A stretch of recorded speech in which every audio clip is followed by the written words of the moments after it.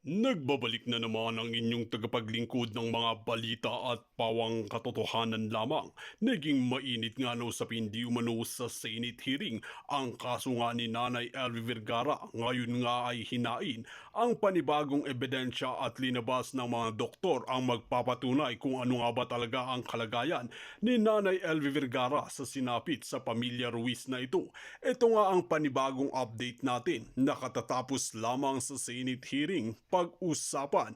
Kaya naman talagang dapat nang mabigyan ng parusa ang pamilya Ruiz na ito dahil talagang ilinalahad na nga ang mga ebidensya na magpapatunay at magdidiin sa pamilya Ruiz na ito.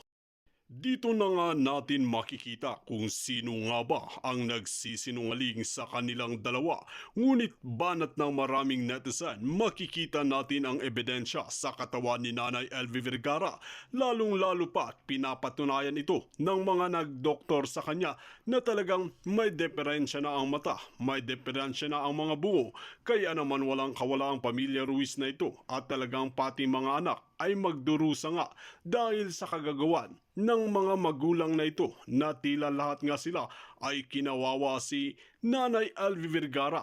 Kaya naman hindi nga nakatiis si Senador Tolentino at talagang tinutukan nga ito matapos ang mga kabilaan pagbabanta sa kanilang mga buhay ay talagang hustisya ang sigaw ng marami at dapat ng parusahan at dapat ng ikulong ang may sala. Panoorin nga natin ang buong detalye at huwag kalimutan mag-subscribe sa ating munting channel at ishare na din. Assisted the family of Miss Elvi Vergara to have a medical checkup and brought to the Philippine General Hospital by the Senate clinic. May we know from the resource person, the appropriate resource person present here? I think Philippine General Hospital is present here, as well as the Batangas Medical Center. May we know the results of the physical examination conducted by the medical authorities coming from the Philippine General Hospital? Sino magkasalita? And if you have a PowerPoint presentation, Yes, we have a the prepared committee slide will po. allow you to do the same. Technical, are you ready? Yes. Can you annotate what you have for us here? Next slide, please.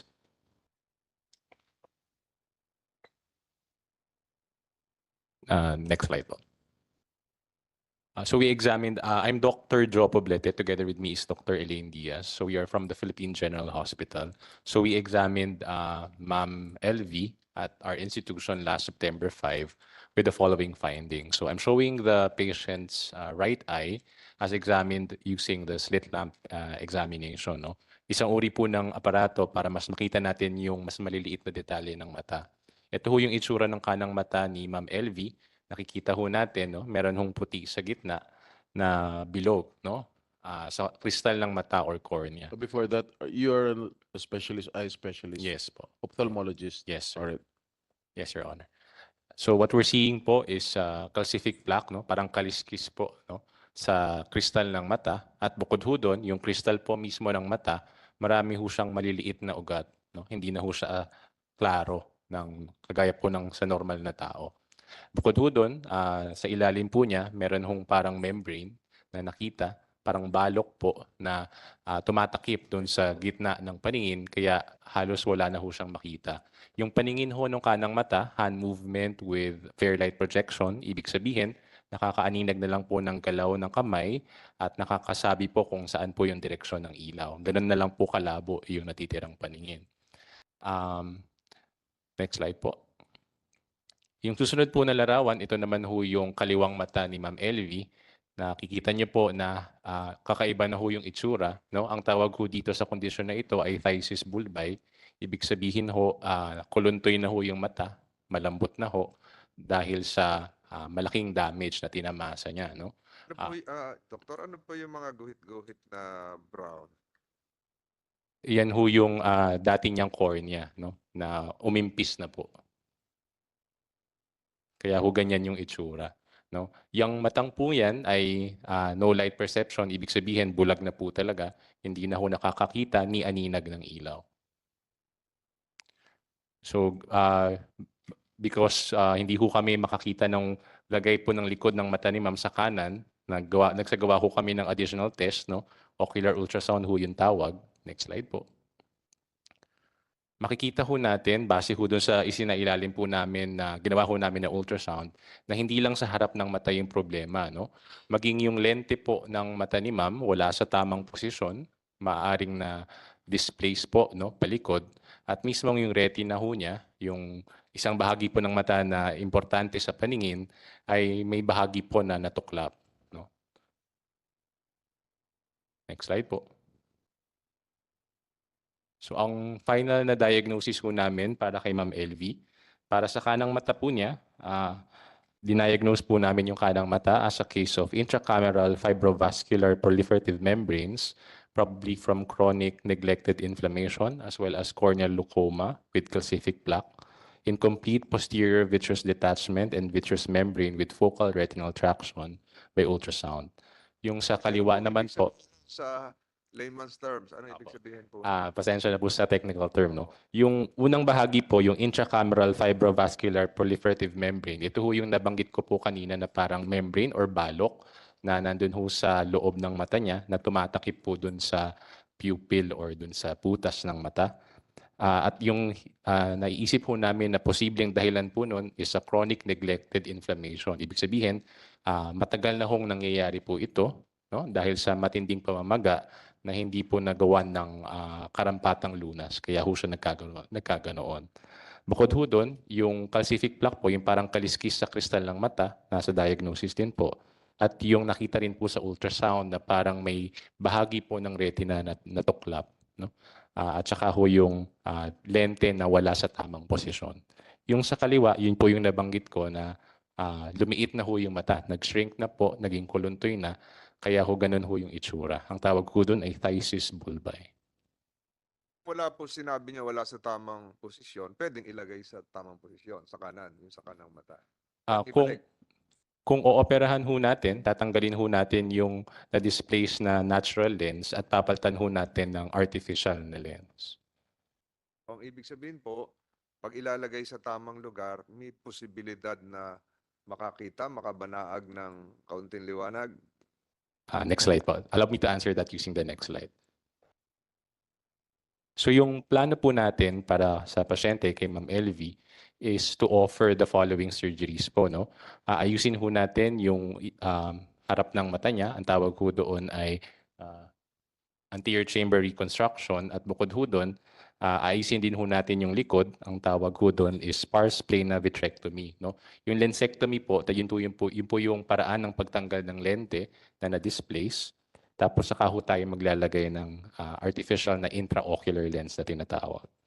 Bukod ho doon, dahil po yung kristal ng mata po ni ma'am ay malabo na, nangangailangan po siya ng corneal transplant, no? Or optical penetrating keratoplasty. Yun ho is a major operation at kailangan po ng paghahanda bago ho siya maoperahan. Okay, Doc, with the permission of the chair. All of these are trauma-related, am I right? Trauma is one of the many possible causes, Your Honor. What are the other possible causes? Other causes can be from infection, from chronic inflammation, from metabolic causes, and trauma is just one of these possible causes. All right. Meron pa ba siyang pag-asa makakita? If matuloy itong surgery. We have advised the patient regarding guarded prognosis. Sa ibig sabihin ho, kahit gawin ho natin po yung operasyon dahil matindi na ho yung damage na tinamasa ng kanang mata, wala pong kasiguraduhan regarding the result of the operation. Na kahit operahan ho natin, hindi natin magagarantiya na makakakita ho siya. So how many percent is she blind? 100%? Left and right eye? The left eye, sir, is 100% blind, no light perception. However, the right po, meron pa siyang naaaninag na hand movement, paggalaw ng kamay, at kaya niya pa hong masabi kung saan po yung direksyon ng ilaw. Pero malabo na ho talaga. All right. You still have any presentation? That's my final slide po, Your Honor. You have a written report of what you've just narrated to us. Yeah. We issued the clinical abstract to the Senate physician po. Do we have a copy of that, COMSEC?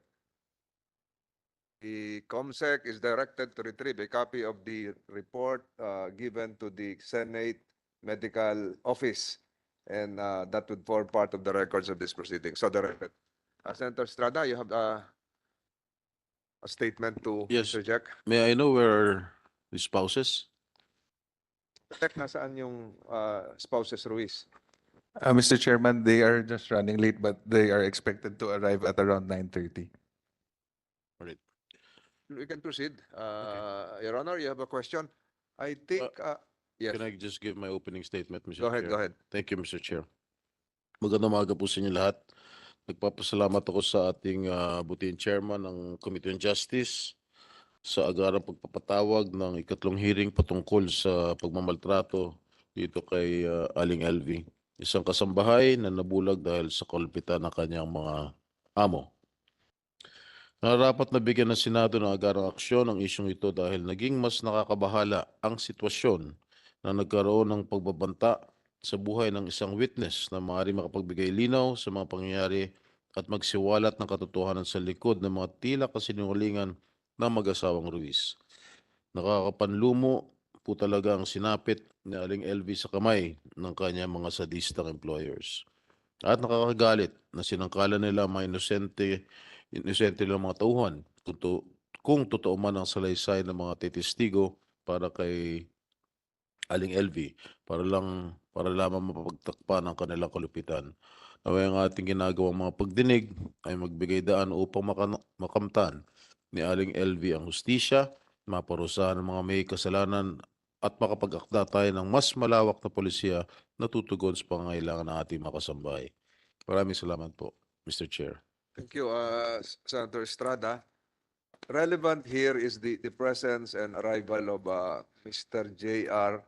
alias Dodong Jimenez na di umano na binaril. So sisimulan natin yan habang hinihintay natin yung Ruiz spouses. So Dodong, ikaw ngayon ay nakapanumpa. Alin ba si Dodong? Pakitaas ang kamay. Ayun, doon ako nakatingin sa isa kasi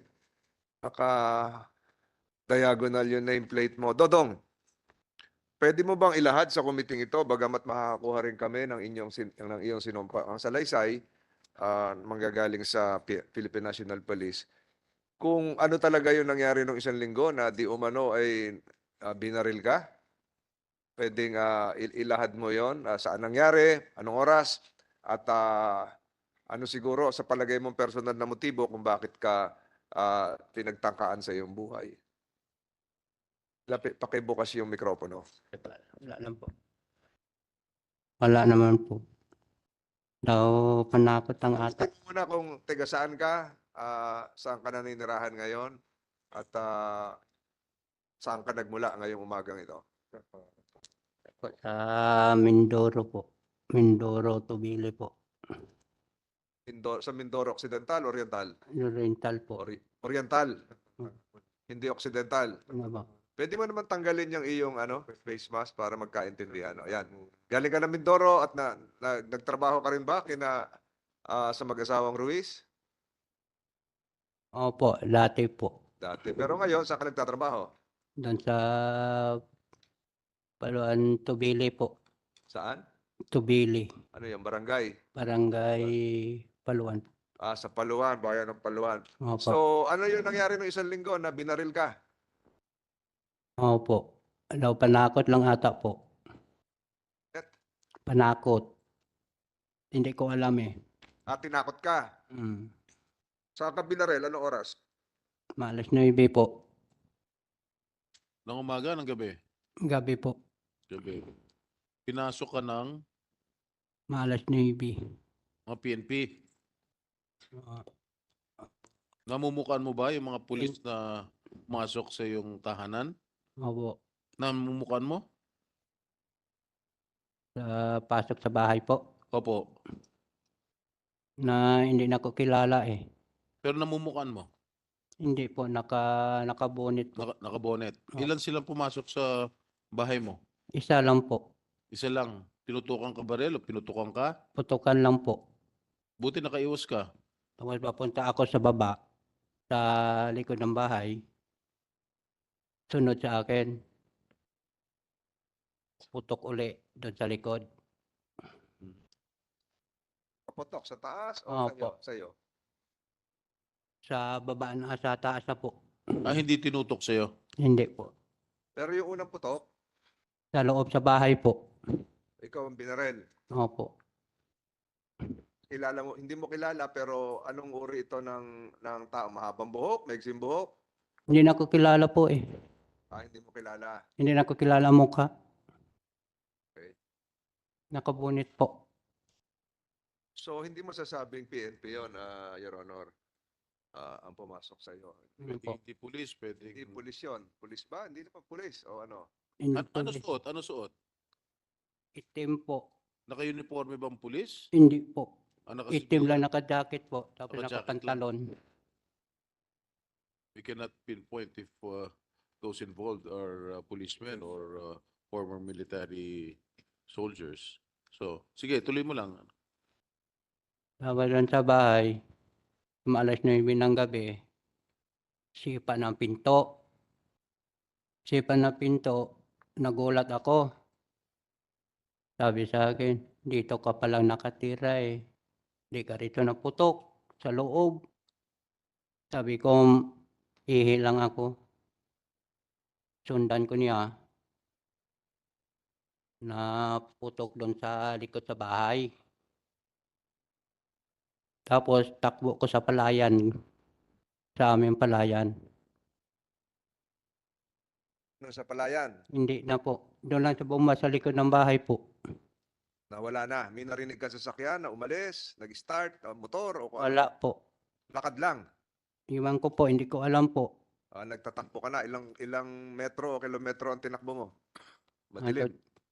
Malayo po. Sino ang kasama mo sa bahay? Ako lang isa po. Ikaw lang mag-isa. Opo. Ang bahay yun ng bantay doon sa palayan. Opo, sa mga hayop po. Ano ba amo mo? Si Reyna po. So iba yung bahay naman ng amo mo. O iba, may bahay sila doon sa bukid. Anong distansya naman on? Bahay din. Hindi, anong distansya doon sa tinutulugan mo kung saan ka pinaputukan? Doon sa loob po. Mga ilang metro ang layo. Narinig kaya nila yung putok? Na malayo lang ang mga bahay po. Ang lapit sa Well mga kababayan, dito nga natin makikita kung paano nga talaga ilahad ng ating mga butihing mga doctors ang sitwasyon ni Nanay LV Vergara at dinanas ito sa malupit niyang amo na halos mawala at ang pagkalam na nila ay patay na si Nanay LV Vergara. Ngayon nga ay mabigbigyan na ng tamang hustisya si Nanay LV Vergara at hindi sana magpabayad ang ating mga judge at talagang gawin nila ang kanilang mga trabaho dahil mapera ang pamilya Ruiz na ito.